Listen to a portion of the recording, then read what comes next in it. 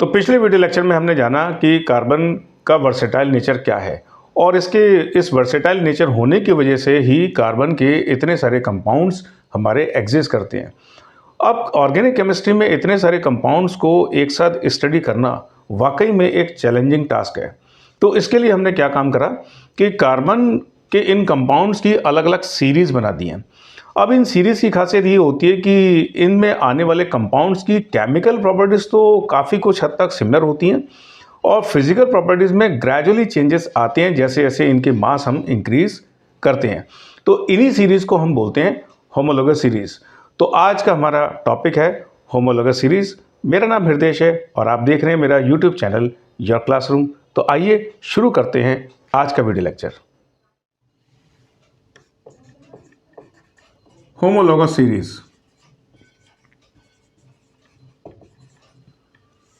Homologous series can be defined as it is a series which contain similar compounds having same functional group. यानी कह सकते हैं कि homologous series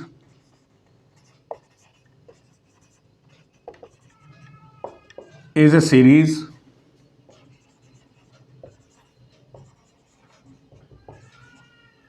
which contain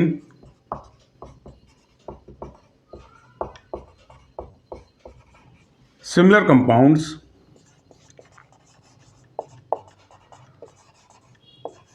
having same functional group.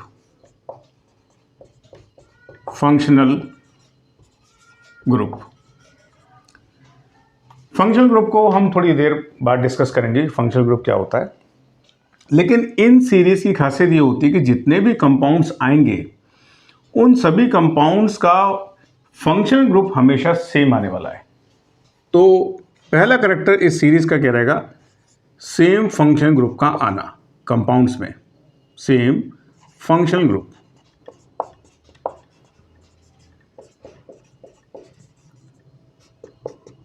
दूसरी खासियत इनकी ये होती है कि इन सीरीज का अपना एक यूनिक जनरल फॉर्मूला होता है। तो it means these series have unique general formula. हालांकि ये किसी किसी केस में सेम भी हो सकता है कुछ सीरीज का, तो वो हम बाद में डिस्कस करेंगे, ठीक है। तीसरी इनकी जो खासियत होती है सीरीज़ की वो ये रहती है कि इन सीरीज़ में जो भी कंपाउंड्स एग्जिस्ट करेंगे उनके जो कॉन्जिक्यूटिव कंपाउंड्स होंगे उनमें जो डिफरेंस आएगा वो सिंगल बॉन्ड CH2 ग्रुप का दिखाई देगा। यानी any two consecutive members of the same series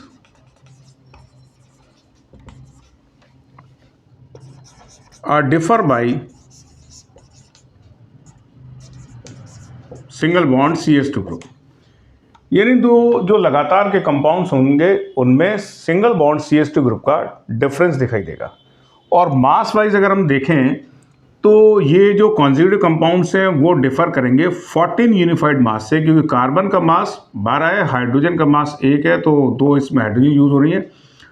तो 12 + 2 कितना आएगा 14। तो दो लगातार के जो कंपाउंड्स होंगे उनमें 14 यूनिफाइड मास का भी डिफरेंस दिखाई देगा। तो चौथी खासियत इनकी सीरीज की ये रहती है कि जो दो कॉन्जिक्यूटिव कंपाउंड्स होंगे वो कितने मास से डिफर करेंगे, 14 यूनिफाइड मास से। और पांचवी इनकी खासियत ये होती है कि इन सीरीज में जितने भी कंपाउंड्स होंगे उनकी केमिकल प्रॉपर्टीज तो सिमिलर हो सकती हैं। जैसे मान लो कि एक कंपाउंड्स हमें जिस मेथड से बनाया बाकी के सारे कंपाउंड्स भी उसी सेम मेथड से प्रिपेयर किए जा सकते हैं, लेकिन इनकी जो फिजिकल प्रॉपर्टीज होंगी वो ग्रेजुअली चेंज होती हैं जैसे जैसे इनके मासेस इंक्रीज करते हैं। तो केमिकल प्रॉपर्टीज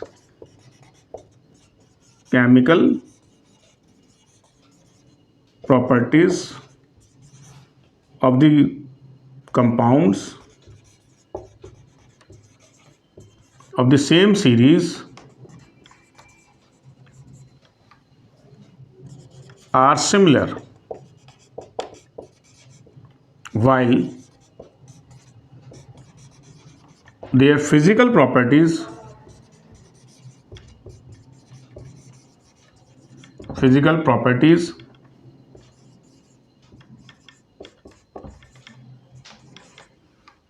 are gradually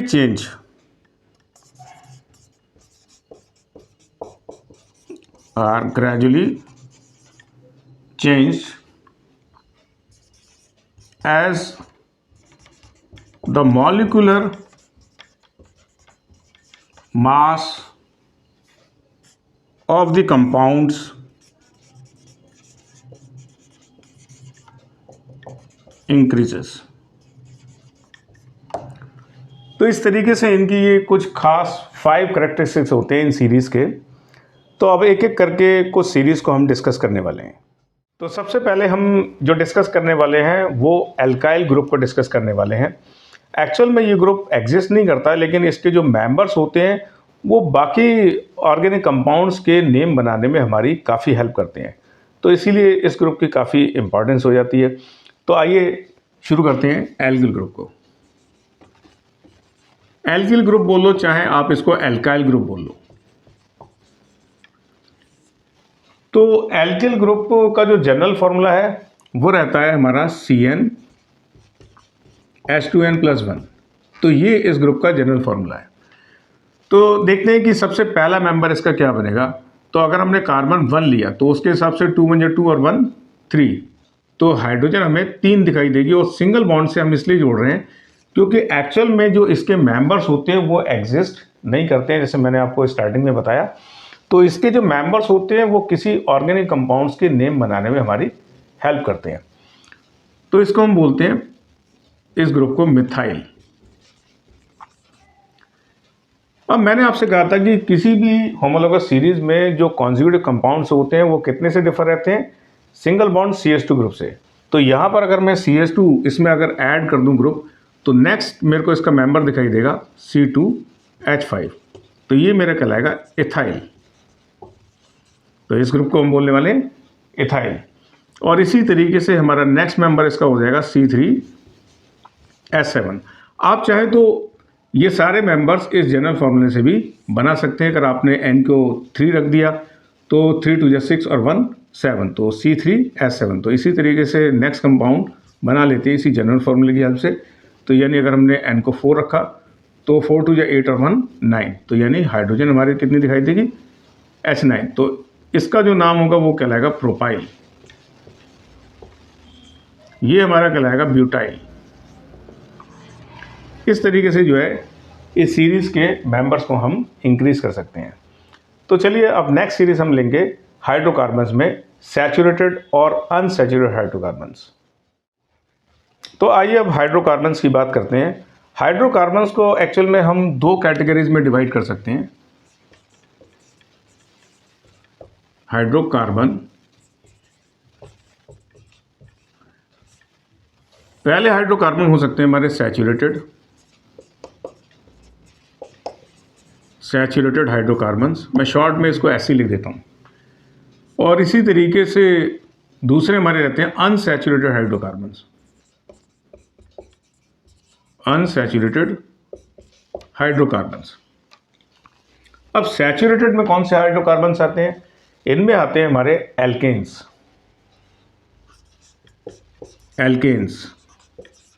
और एल्केन्स का जो जनरल फॉर्मूला होता है वो होता है CnH2n+2। और अनसैचुरेटेड हाइड्रोकार्बन्स में हमारे 2 तरह की सीरीज दिखाई देती हैं। पहली सीरीज हमारी होती है एल्कीन और दूसरी हमारी सीरीज इसमें दिखती है एल्काइन। एल्कीन का जो जनरल फॉर्मूला होता है वो रहता है CnH2n और एल्काइन का जो जनरल फॉर्मूला रहता है वो CnH2n-2। सबसे पहले बात करते हैं एल्केन्स के लिए। एल्केन्स की खासियत ये रहती है कि मैंने कहा था कि आपसे कि होमोलोगस सीरीज में हर एक सीरीज में सभी कंपाउंड्स का फंक्शनल ग्रुप सेम रहता है। तो यहाँ पर एल्केन्स के केस में जो फंक्शनल ग्रुप है वो कार्बन और कार्बन के बीच में सिंगल बॉन्ड्स का आना। तो चलिए इससे सबसे पहले इसके जनरल फॉर्मूले से पहला कंपाउंड बनाते हैं। तो अगर मैं n की वैल्यू 1 रख देते हैं तो देखते हैं कि हाइड्रोजन कितनी आएगी। तो 2 1 जा 2 और 2 4, तो CH4, तो ये पहला कंपाउंड हुआ, तो इसका नाम हम बोलते हैं मीथेन। एन वर्ड यहाँ से लेना, और मैं थोड़ा सा आपको काउंटिंग और बता दूं कि अगर आप कार्बन 1 ले रहे हो तो आप उसको बोलोगे मैथ, 2 कार्बन अगर हैं तो उसको बोलोगे आप एथ, 3 कार्बन है तो आप बोलोगे उसको प्रोप, और 4 के लिए आप बोलने वाले हो ब्यूट, 5 के लिए बोलोगे पेंट, फिर 6 के लिए आप बोलोगे हैग्स, फिर इसी तरीके से हैप्ट, आप इस तरीके से चलेंगे। तो हमने कार्बन 1 यूज़ किया तो मैथ यूज़ किया, और एल्किन में से यहाँ से एन्स वर्ड को हमने यहाँ जोड़ दिया, तो इसका नाम क्या बना, मीथेन। चलिए इसका दूसरा मेंबर लेते हैं सीरीज़ का। अब इसको n को हम 2 से रिप्लेस कर देते हैं, तो C2, तो 2 2 या 4 और 2 4 और 2 6, तो ये आएगा हमारे पास C2H6। तो ये कहलाएगा, क्योंकि 2 कार्बन को क्या बोल रहा है आपको एथ, और एन वर्ड यहाँ से उठाना है, तो ये बनेगा इथेन। तीसरा कंपाउंड क्या रहेगा इसका, अगर मैं C3 बोलूँ तो C3 और 3 2 या 6 और 2 8, तो C3H8, तो हम बोलने वाले हैं इसको प्रोपेन। और इसी तरीके से चौथा कंपाउंड भी अगर हम लिखना चाहें तो C4H10, तो वो कहलाएगा हमारा ब्यूटेन। तो इस तरीके से ये कंपाउंड्स जो है इस सीरीज़ के दिखाई देते हैं। तो इन सभी में कंपाउंड्स की खासियत ये रहती है कि कार्बन और कार्बन के बीच में सिंगल बॉन्ड एग्जिस्ट करता है। तो मैं थोड़ा सा इनके कुछ स्ट्रक्चर आपको बना के दिखा देता हूँ, ताकि ये थोड़ा जस्टिफाई हो सके कि इनका जो फंक्शन ग्रुप है वो कैसा रहेगा, वो सेम रहेगा, क्योंकि कार्बन और कार्बन के बीच में सिंगल बॉन्ड का एग्जिस्ट होना ही इसका जो फंक्शन ग्रुप है। तो इसमें तो खैर एक ही कार्बन है, तो हमें दिखाने की ज़रूरत नहीं है। तो यहाँ हमारे इथेन के केस में 2 कार्बन आ रहे हैं, तो कुछ इसका स्ट्रक्चर ये रहेगा, C सिंगल बॉन्ड C, फिर यहाँ आप सिंगल बॉन्ड से आप हाइड्रोजन जोड़ेंगे, तो इसका कुछ स्ट्रक्चर ये रहेगा। तो कार्बन और कार्बन के बीच में कितना बॉन्ड आ रहा है, सिंगल बॉन्ड। ऐसे जब हम प्रोपेन को बनाएंगे तो C single bond C single bond C, फिर यहाँ हाइड्रोजन, फिर यहाँ हाइड्रोजन, फिर यहाँ हाइड्रोजन, फिर यहाँ पर भी हाइड्रोजन। इस तरीके से हमें 8 हाइड्रोजन हमने लगा ली, ऊपर 3 और 3 6 और 2 8, तो ये हमारा है प्रोपेन।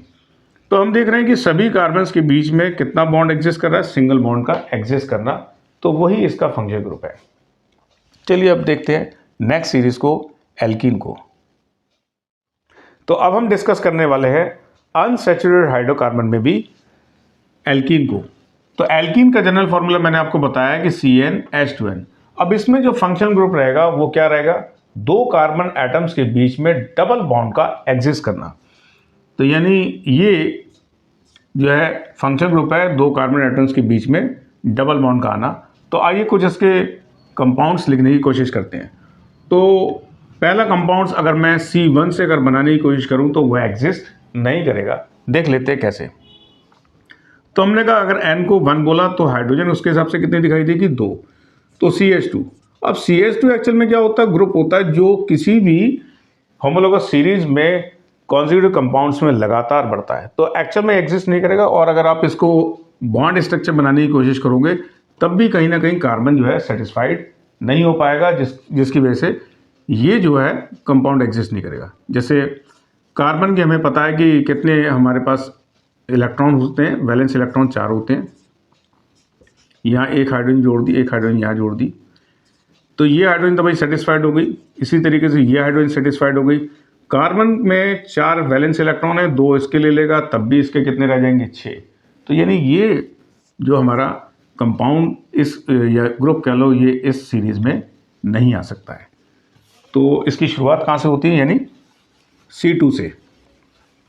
तो पहला कंपाउंड क्या रहेगा, C2। अगर N को हमने कितना रखा, 2, तो उसके हिसाब से हाइड्रोजन कितनी दिखाई देगी, 2 2 या 4, तो C2H4।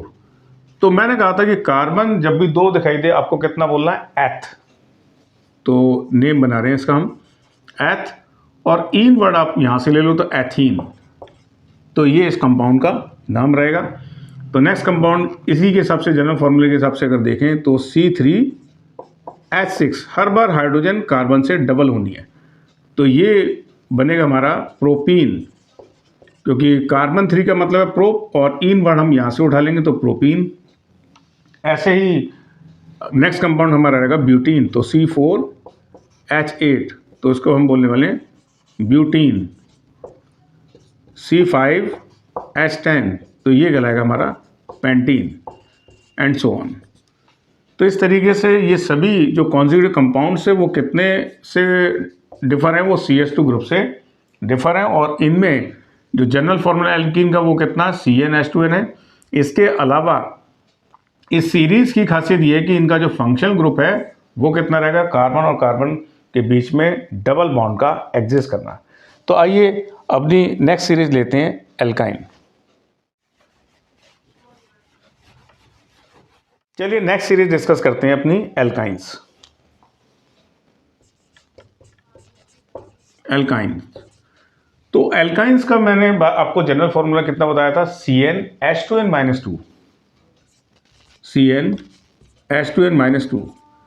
अब एल्काइंस का जो फंक्शनल ग्रुप है वो क्या रहता है कि कार्बन और कार्बन के बीच में ट्रिपल बॉन्ड का एग्जिस्ट करना। तो ये सभी कंपाउंड्स की खासियत रहेगी, ये कह सकते हो कि ट्रिपल बॉन्ड का एग्जिस्ट करना कार्बन और कार्बन के बीच में, वो एल्काइन का हमारा फंक्शनल ग्रुप काम करेगा यहाँ। तो पहले देखते हैं सबसे पहला कंपाउंड। यहाँ पर भी कंपाउंड जो है C2 से ही स्टार्ट होगा। जिस तरीके से C1 का कोई भी कंपाउंड हमारा एल्कीन में नहीं मिला, उसी तरीके से यहाँ पर भी हमें C1 से रिलेटेड कोई कंपाउंड नहीं मिलेगा। तो C2 से स्टार्ट करते हैं। तो C2 तो हमने N को बोला 2, तो 2 2 4 -2 कितना आ गया 2। अब इसका नाम बना लेते हैं। कार्बन कितना दिखाई दे रहा 2, तो इसको हम बोलते हैं एथ। यहाँ से उठाना है YNE वर्ड, तो इथाइन। तो नाम क्या बना, इथाइन। इसी तरीके से एक और कंपाउंड बनाते हैं। तो C3 3 2 6 -2 4, तो ये कहलाएगा हमारा प्रोपाइन। C4H6 ये कहलाएगा हमारा ब्यूटाइन। इसी तरीके से C5H8 तो ये कहलाएगा हमारा पेंटाइन, एंड सो ऑन। तो आइए एल्कीन्स और एल्काइंस के कुछ कंपाउंड्स के इलेक्ट्रॉनिक डॉट स्ट्रक्चर और बॉन्ड स्ट्रक्चर बनाकर थोड़ा सा इन सीरीज को और समझने की कोशिश करते हैं। तो सबसे पहले हम बात करते हैं एल्कीन के लिए। एल्कीन का जो जनरल फॉर्मूला था वो था CnH2n, और इनमें जो फंक्शनल ग्रुप है वो कार्बन और कार्बन के बीच में डबल बॉन्ड का होना।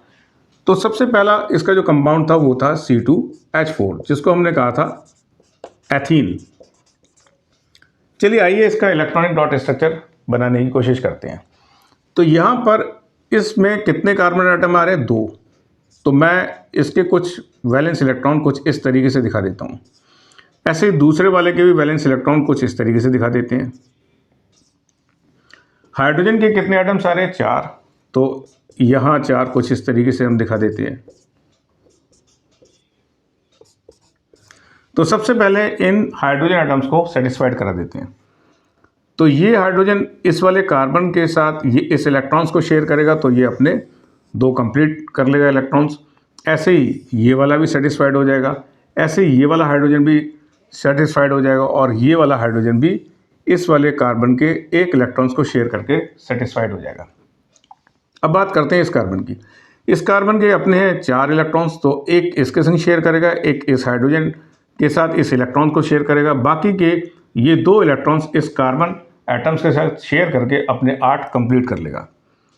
तो कुछ इस तरीके से ये जो है हमारा पहला कार्बन सेटिस्फाइड हो गया, और ऐसे ही ये वाला भी कार्बन अपने 4 इलेक्ट्रॉन्स के साथ बाकी और 4 इलेक्ट्रॉन्स को शेयर करके अपने 8 बनाएगा। तो एक हाइड्रोजन के साथ शेयर करेगा, इस वाले कार्बन के संग 2 करेगा, फिर इसके संग एक और करेगा। तो इस तरीके से इस कार्बन के भी 8 इलेक्ट्रॉन्स हो गए। तो इसका देखते हैं अब बॉन्ड स्ट्रक्चर क्या रहेगा। यहाँ कार्बन और कार्बन के बीच में 2 इलेक्ट्रॉन्स की शेयरिंग हो रही है, तो इसका मतलब इन दोनों के बीच में डबल बॉन्ड रहेगा, और डबल बॉन्ड आना भी जरूरी है, क्योंकि एल्कीन के केस में फंक्शनल ग्रुप भी क्या रहता है कि कार्बन और कार्बन के बीच में डबल बॉन्ड का आना। तो ये हमारा हो गया इसका फंक्शनल ग्रुप। बाकी की एक एक इलेक्ट्रॉन्स की इन दोनों के बीच में शेयरिंग हो रही है, तो यहाँ पर सिंगल बॉन्ड, ऐसे इन दोनों के बीच में सिंगल बॉन्ड, ऐसे इन दोनों के बीच में सिंगल बॉन्ड, और ऐसे ही इस कार्बन और इस हाइड्रोजन के बीच में भी सिंगल बॉन्ड। तो ये रहा हमारा एथीन का बॉन्ड स्ट्रक्चर। तो आइए अब बात करते हैं एल्काइंस सीरीज़ के कुछ कंपाउंड्स के इलेक्ट्रॉनिक डॉट स्ट्रक्चर की और बॉन्ड स्ट्रक्चर की। तो सबसे पहले हम बात करते हैं इस सीरीज़ के इस कंपाउंड की जिसको हमने बोला था इथाइन। अब इथाइन के केस में हमारे पास कितने एटम्स आ रहे हैं? कार्बन के 2। इस सीरीज की खासियत क्या थी कि इसका फंक्शन ग्रुप ये है कि कार्बन और कार्बन के बीच में ट्रिपल बॉन्ड का आना।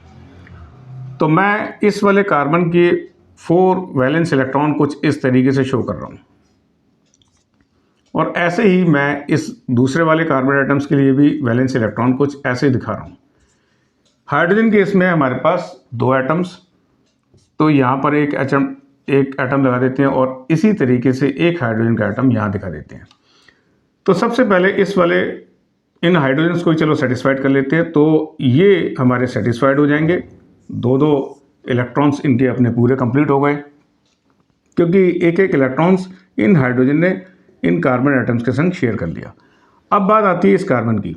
इस कार्बन के भी हमारे पास 8 होने चाहिए, तो 4 इसके अपने हैं, तो 5वां इसके संग शेयर करेगा, बाकी 3 इस वाले कार्बन एटम्स के संग इन इलेक्ट्रॉन्स को शेयर करके ये वाला कार्बन एटम्स भी सेटिस्फाइड हो जाएगा। तो कुछ इस तरीके से हम दिखा सकते हैं। और ऐसे ही ये वाला कार्बन को भी अगर हमें सेटिस्फाइड कराना है तो 4 इसके अपने हैं, बाकी 3 इलेक्ट्रॉन्स इसके संग शेयर करेगा, 1 इसके संग शेयर करेगा, तो इसके भी अपने 8 इलेक्ट्रॉन्स पूरे हो जाएंगे। तो ये है हमारा एथाइन का इलेक्ट्रॉनिक डॉट स्ट्रक्चर। अब इसी की हेल्प से हम इसका बॉन्ड स्ट्रक्चर भी दिखा सकते हैं। तो इन दोनों कार्बन एटम्स के बीच में हमारे पास रहेगा ट्रिपल बॉन्ड, क्योंकि 3-3 इलेक्ट्रॉन्स की शेयरिंग हो रही है, और ऐसा होना जरूरी भी है क्योंकि यही इसका फंक्शन ग्रुप भी है। तो यहाँ पर हम इसको दिखा सकते हैं, यहाँ सिंगल बॉन्ड हाइड्रोजन और कार्बन के बीच में, इसी तरीके से इस वाले हाइड्रोजन और कार्बन के बीच में भी सिंगल बॉन्ड एग्जिस्ट करेगा। तो this is the bond structure of ethine. So I hope you understand all those series which I have discussed in today's video lecture. In my upcoming lecture we will discuss some more series related to carbon compounds. So like this video and share this video, and please subscribe my channel. Thank you. Take care.